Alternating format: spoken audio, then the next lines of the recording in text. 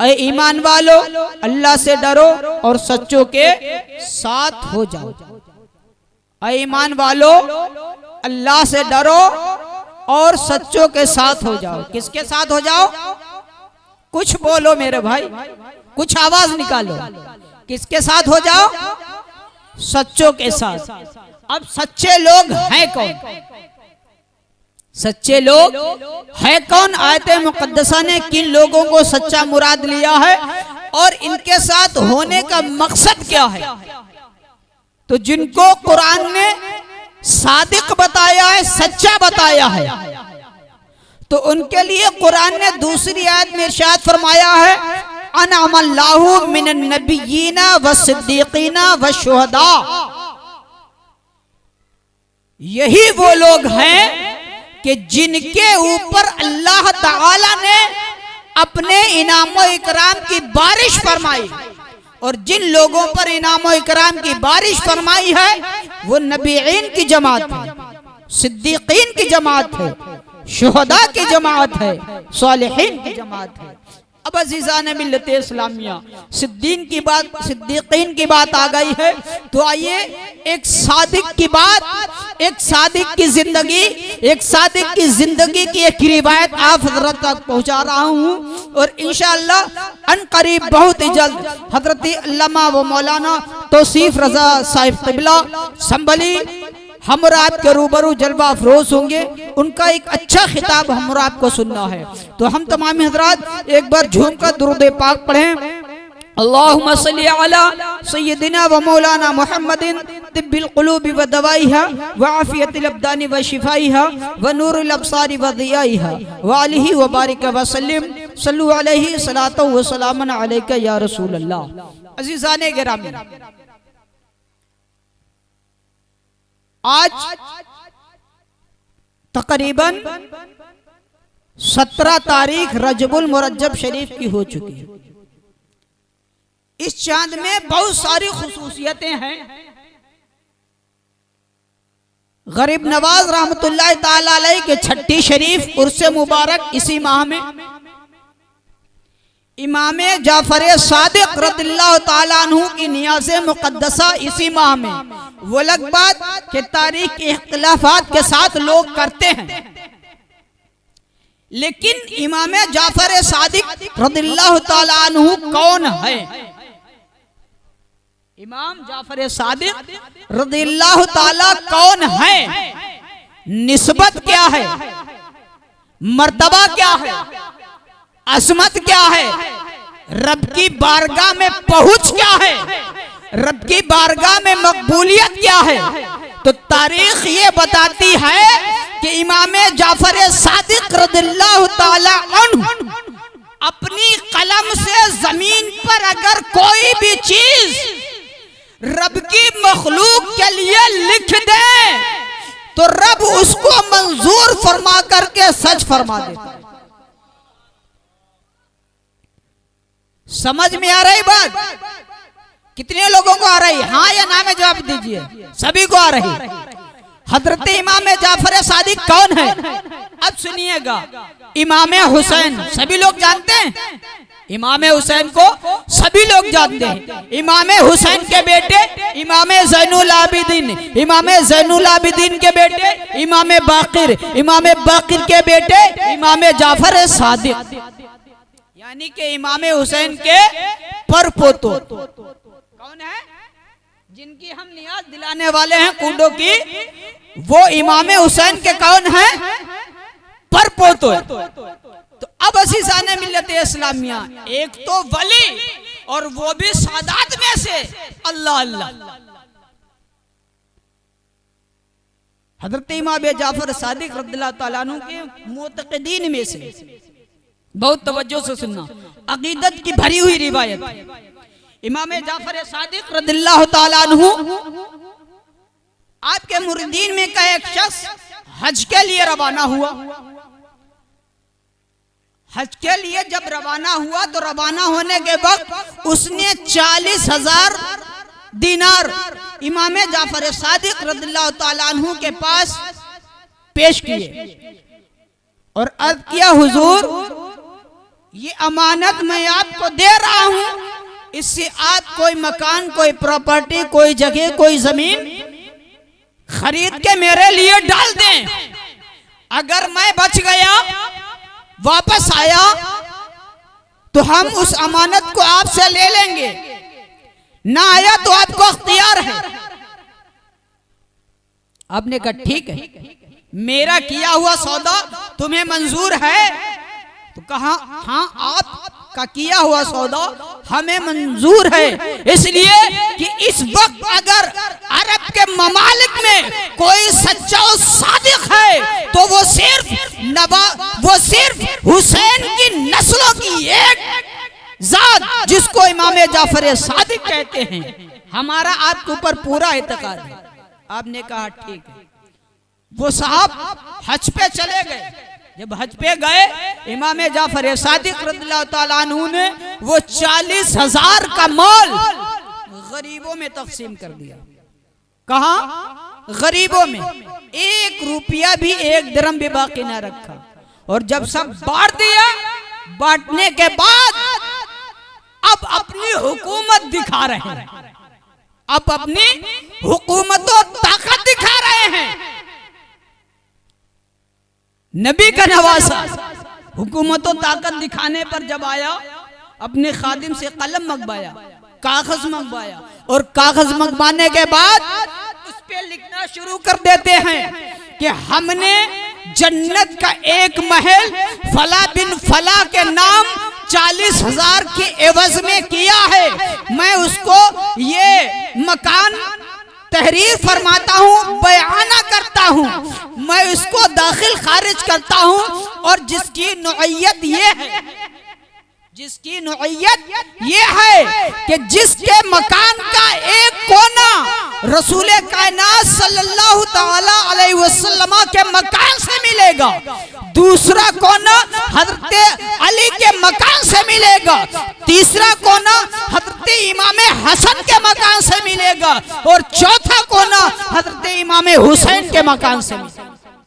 अल्लाहु अकबर!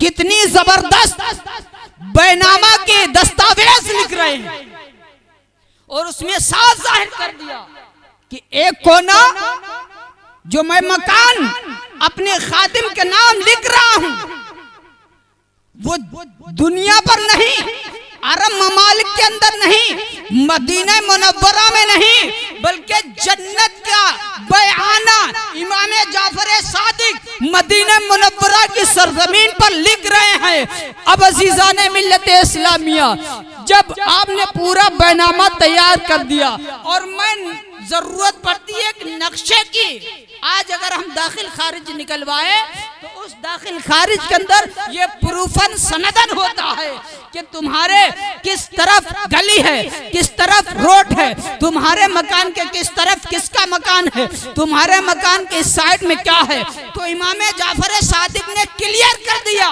कि जन्नत में हम जो मकान इनके लिए बय कर रहे हैं, खरीद लिए हैं, उस मकान की सिफत ये है कि उस मकान की एक सिमत रसूलुल्लाह के मकान के सिमत होगी, दूसरी हजरत मौलाए कायनात की तरफ होगी, तीसरी हजरत इमाम हसन की तरफ होगी, और चौथी हजरत इमाम हुसैन की तरफ होगी। अजीजाने मिल्लत इस्लामिया, आपने उस कागज को तैयार करके अपने पास रख लिया।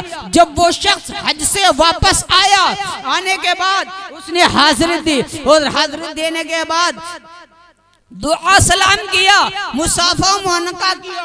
इमाम जाफर सादिक रज़ियल्लाहु ताला अन्हु ने इरशाद फरमाया, ऐ भाई सुनो, हमने तुम्हारी बै कर दी है, हमने तुम्हारे लिए खरीदो फरोख्त कर दी है, हमने तुम्हारे लिए बैनामा करवा लिया है। कहाँ कहाँ क्या कराया है? मदीना के किस खित्ते में कराया है, मदीने की किस वादी में कराया है, मदीने के किस साइड में कराया है। इमाम जाफर सादिक ने इरशाद फरमाया, अरे सुन, तेरी सोच कहाँ है, तेरी समझ कहाँ है?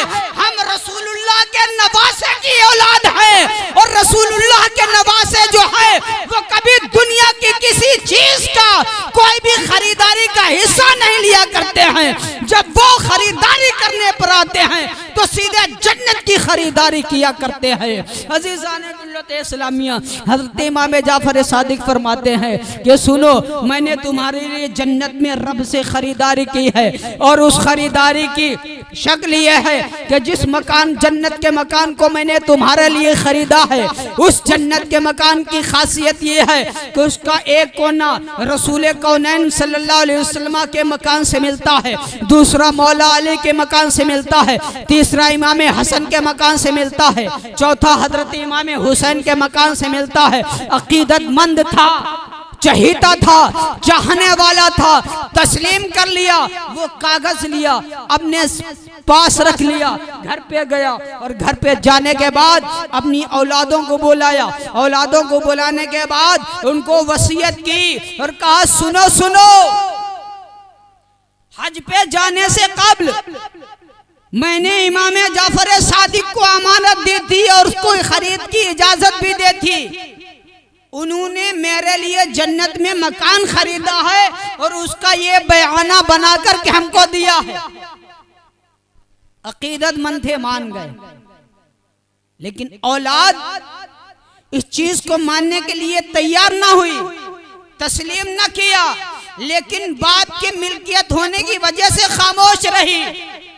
तारीख सुनहरे हल्फों से बता रही है कि जब उस शख्स का विसाल हुआ और विसाल होने के बाद उनको तदफीन किया गया और उस बयाने को जिसको इमाम जाफर सादिक ने अपने हाथों से लिखा था उनके कफन में रख दिया गया। अजीज़ाने मिल्लत इस्लामिया, सभी उनको मदफून करके दफन करके वापस आए और जब वापस आते हैं तो अजीज़ाने मिल्लत इस्लामिया वहां पर कुछ भी ना छोड़ा, सारे लोग चले आए, सन्नाटा है। लेकिन जब सुबह को उनकी औलादें उसी कब्र के ऊपर गई हैं तो अजीज़ाने मिल्लत इस्लामिया तारीख बताती है कि कब्र के ऊपर जब सुबह फातह के लिए गए हैं तो देखते क्या है कि जो कागज उन्होंने कफन के अंदर रखा था वही कागज कब्र के ऊपर रखा हुआ है। एक तरफ तो इमाम जाफर सादिक की लिखी हुई तहरीर मौजूद है और उसकी पुष्ट पर उसकी दूसरी तरफ कुदरती तौर पर लिखा हुआ था कि लोगों देख लो और समझ लो, मैंने इमाम जाफर सादिक का सौदा कबूल कर लिया है और उनके वसीले से हमने जन्नत में घर दे दिया है। और वो भी घर जैसी कैफियत इसमें लिखी है, जैसी वजाहत उन्होंने लिखी है, उसी वजाहत के मुताबिक हमने उसके लिए जन्नत में महल को मुकर्रर फरमा दिया है, बेमंजूर हो चुकी है। अब अजीज़ाने मिल्लत इस्लामिया, सोचने की बात यह है कि कैसा न होता जब मुख्तारे कायनात जिनके अख्तियार में रब ने जन्नत दी है, उन्हीं की नस्ल पाक अगर आज जन्नत का सौदा कर रही है तो क्या बड़ी बात है। अब अजीज़ाने मिल्लत इस्लामिया, तो ये सिद्दीकीन की बात होती है, ये सादिक की बात होती है, ये अल्लाह के मुक़द्दस वलियों की बात होती है। और अजीज़ाने मिल्लत इस्लामिया, इससे कबल एक चीज हम ये समझ लें, इससे कबल ये चीज हम ये समझ लें कि रब खुद से जो अता कर दे बंदे को, बंदे के लिए बहुत है, लेकिन जब अल्लाह तबारक व तआला मरातिब से नवाजता है, अजमतों से नवाजता है, मर्तबों से नवाजता है, तो उसी तरीके की आजमाइशें भी डालता है, उसी तरीके की मशक्कतें भी डालता है, उसी तरीके से मेहनतें भी उठानी पड़ती हैं, उसी तरीके की काविशें भी करनी पड़ती हैं। आज हम और हमारा मुल्क, हमारे मुल्क में मजहब इस्लाम है, गरीब नवाज की बदौलत आज हमारे सीनों में इस्लाम है, गरीब नवाज की बदौलत। लेकिन आज के लोगों ने सिर्फ एक लिबास को चिश्तियत का नाम दे दिया, कव्वाली के तर्ज को चिश्तियत का नाम दे दिया, सिर्फ पीरी और मुरीदी को चिश्तियत का नाम दे दिया। लेकिन अज़ीज़ाने मिल्लत इस्लामिया, जिस गरीब नवाज को हम जानते हैं तारीख के एतबार से, आज किराए पर खिलाफतें बिक रही हैं। आज खिलाफतें किराए पर चल रही हैं, नोटों पे बिक रही हैं, खिदमतों पे चल रही हैं। लेकिन खिलाफत क्या होती और खिलाफत के बाद क्या करना पड़ता है? सैयदी सरकारे गरीब नवाज रहमतुल्लाह ताला अलैहि ने ख्वाजा उस्मान हारूनी की बारगाह में मुरीदी और खिलाफत मिलने के बाद भी 20 साल गुजारे। कितने साल? 20 साल। और 20 साल गुजारने के बाद जब रसूल कौनैन की बारगाह में क्या, या रसूल अल्लाह, हमको मदीने में रहने की इजाजत दे दो, यही जिंदगी गुजर जाए, यही दफन हो जाए। तो हुक्म रसूलुल्लाह हुआ कि तुम्हारे जिंदगी में खुदा ने दीन का जो हिस्सा रखा है वो हिंदुस्तान की सरजमीन पर है। तुम पहले जाओ, इस्लाम की तबलीग, इस्लाम की नशरो इशाअत करो, इस्लाम को हिंदुस्तान के अंदर फैलाओ, कुफ्रो शिर्को समेट कर को लोगों के अंदर ईमान की दौलत डाल दो।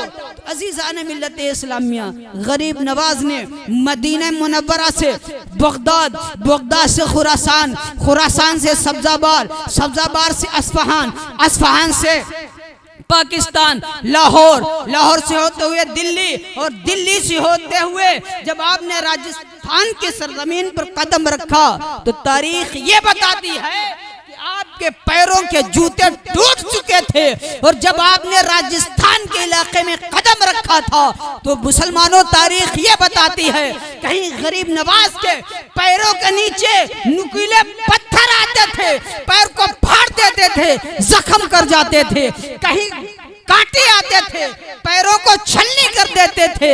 आप चले जा रहे हैं, कभी उन्हीं जख्मों को आप जब रेत पर रखते थे तो तपती हुई रेत उन जख्मों के अंदर और ज्यादा शिद्दत पैदा करती थी। अजीज़ाने मिल्लत इस्लामिया, ऐसे सफर को तय करने के बाद गरीब नवाज ने आकर के अजमेर की सरजमीन पर इस्लाम के बाग की ऐसी आबियारी की, ऐसी आबियारी की कि हजारों आंधियां अब तक चली हैं, लेकिन इस्लाम को हिला न सके, इस्लाम के परचम को झुका न सके, इस्लाम के दिए को बुझा न सके।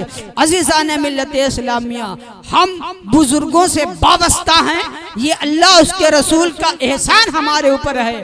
क्यों कि जब रब ने खुद हमको हुक्म दिया है, या अय्युहल्लज़ीना आमनुत्तकुल्लाह व कूनू मअस-सादिक़ीन, ऐ ईमान वालो, अल्लाह से डरो, सच्चों के साथ हो जाओ। तो पहले अल्लाह से डरे, उस पर ईमान लाए, और जब ईमान हमको रब ने अता फरमा दिया तो हमने दूसरी आयत करीमा पर अमल कर लिया, व कूनू मअस-सादिक़ीन, हम सच्चों के साथ हो गए तो सच्चों के साथ जुड़ गए।